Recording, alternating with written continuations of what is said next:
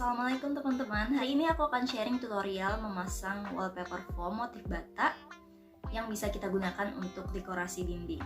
Di hasilnya yang ada di belakang aku, ini aku pasang sendiri. Pemasangannya cukup mudah dan cukup singkat. Jadi yang mau tahu, lihat videonya ya sampai habis.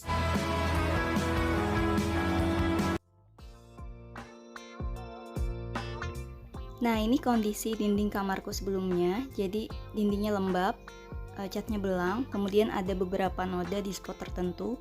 Kebanyakan di daerah bawah, makanya aku mau pasang di bagian bawah aja. Oke, aku langsung mau kerja mumpung anakku lagi tidur siang. Jadi aku pindahin meja, terus juga geser kasur. Terus aku sapu-sapu juga lantainya dari debu. Nggak lupa untuk dindingnya juga kita lap biar debunya nggak ada yang nempel di wall foam nantinya. Nah, jadi ini penampakan lebih dekat dari dinding kamarku. Nggak enak banget dilihat, khususnya bagian bawahnya. Sekarang kita persiapkan untuk wall foamnya. Jadi untuk wall foam motif bata ini nggak bisa langsung ditempel. Tapi kita harus potong dulu bata-bata yang cuma separuh, biar nanti pola batanya itu akan nyambung. Untuk sisi yang pertama kita potong sampai nutnya seperti ini. Bisa lihat videonya untuk lebih jelasnya. Jadi nanti untuk sisi pertama tidak akan ada nut. Kemudian untuk sisi yang berikutnya kita potong dengan menyisakan nut. Nanti aku akan kasih lihat hasilnya. Nah, jadi nutnya masih ada ya. Ini untuk sisi yang kedua. Makanya nanti dia akan nyambung. Nah, setelah semua batanya kita potong sesuai dengan ketentuan, kita akan masuk ke sesi pemasangan. Untuk penempelan ini kita perlu konsentrasi karena ketika lemnya itu sudah dibuka, dia akan sulit sekali untuk dipindah tempatkan atau digeser-geser. Jadi yang perlu kita lakukan adalah kita pas-pasin dulu posisinya di dinding. Ini aku pakai bantuan kaki sebelah kanan untuk menahan bagian bawahnya. Jadi ketika aku buka lem di atas, bagian bawahnya itu nggak geser. Kalau posisinya sudah terkunci di satu sisi, itu kita tinggal tarik pelapisnya sedikit demi sedikit, pelan-pelan. Setelah kita tarik, kita tempelkan.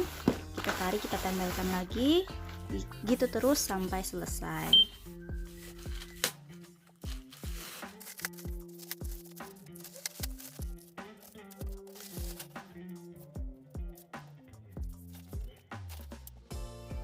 Langkah berikutnya yang tidak kalah penting dan ini harus teliti banget adalah menyambung dua lembar wall foam jadi satu. Di sini kita harus super teliti agar nanti sambungannya tidak terlihat. Sama seperti sebelumnya, kita tempel sedikit demi sedikit. Aku mulai dari atas dulu. Terus kita buka satu persatu, kita tempelin ke sambungannya. Ada satu tips lagi dari aku agar sambungannya tidak terlihat. Kita bisa geser batanya sedikit aja biar nanti nggak ada celah antar sambungan. Tapi cukup digeser dikit ya, jangan ditarik.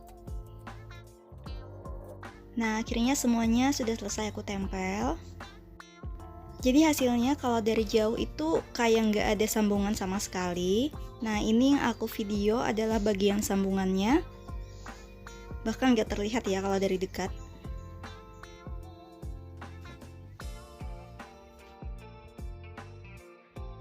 Nah, untuk pemilihan wallpaper foam ini aku sudah mempertimbangkan beberapa hal. Tentunya dari kelebihan dan kekurangannya.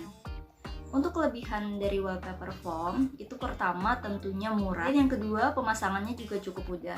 Kita bisa memasang wallpaper foam ini seorang diri tanpa bantuan orang lain. Kemudian yang ketiga, motifnya tersedia cukup banyak dan juga beragam warna. Yang aku pilih ini adalah motif bata polos atau plain brick. Untuk kekurangannya yang aku temukan ya, setidaknya ada satu kekurangan yang dimiliki oleh wallpaper foam ini, harus mempertimbangkan betul-betul di mana akan menempelkan atau memasang wallpaper foam ini. Karena ketika dilepas, dia akan meninggalkan jejak lem yang cukup sulit untuk dibersihkan. Jadi saran aku untuk yang ingin memasang wall foam di dinding itu betul-betul diperhatikan. Kita harus memakainya untuk jangka panjang. Jadi tidak bisa digonta-ganti seperti figura ya, tinggal kita pindah-pindah gitu, nggak bisa.